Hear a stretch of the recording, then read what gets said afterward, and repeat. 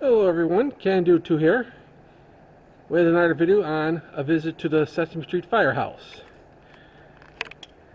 And today I'm going to be looking at the page in the book of this.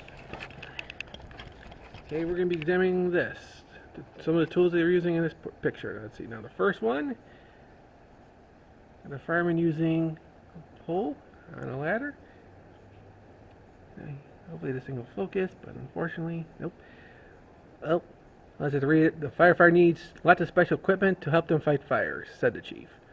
Hooks or pike poles are used to pull down ceilings, pull closing walls, and pry open windows so that he can escape the smoke. Heat and smoke can escape.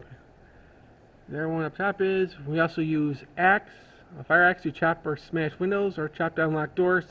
Say you put trapped inside, you have a fireman there, swinging his axe at a door, pike-headed axe. And now, and like usual, I always go over. I'm here at the Caledonia Firehouse with some of their equivalents. First thing we got up is our two different sizes of pike poles here. The first one is about 6 feet long. We have an 8-footer as well. And this other one is a D-handled pole hook. The same thing. Let's see if you can handheld. So that's there. And next is the fire axe. Now this is our pick-headed axe because of that spike on the end. Using for chopping down now. It's good for chopping down windows and doors that are made of wood, but during the modern day, most things are now made of composite materials or metal.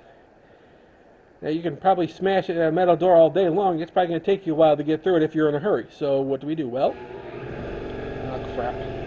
Hope you can hear me over the air compressor. But right here we have a pair of what we call forcible entry tools. There are two tools together.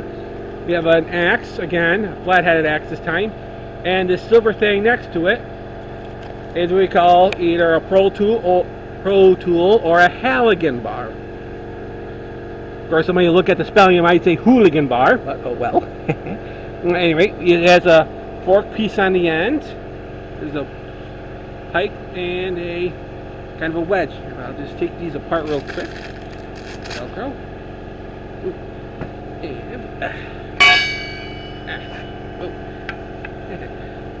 Okay, so you can see the Hooligan bar. Now, what we do is we would place probably this fork end here into, say, the jamb of a door.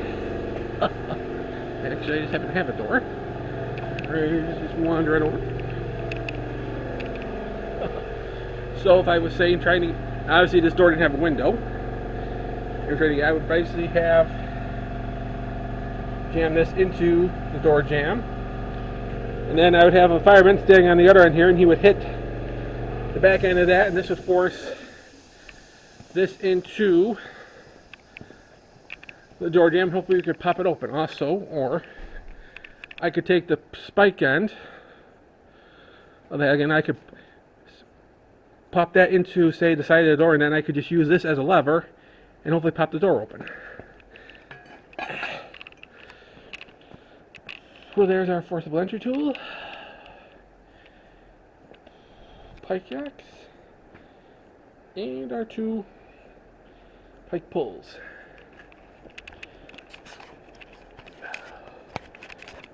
So that's a little quick rundown of some of the equipment used by firefighters.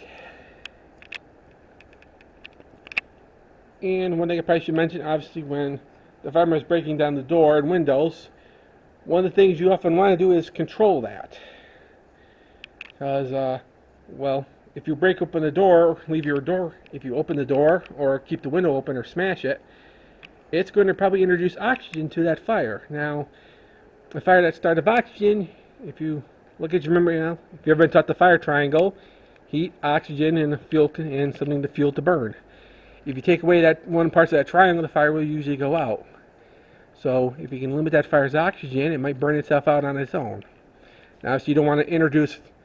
However, if the fire is going down because of lack of oxygen, and you smash a window, open up a door, a rush of air might come through will come through and go right to that seat of that fire, and guess what?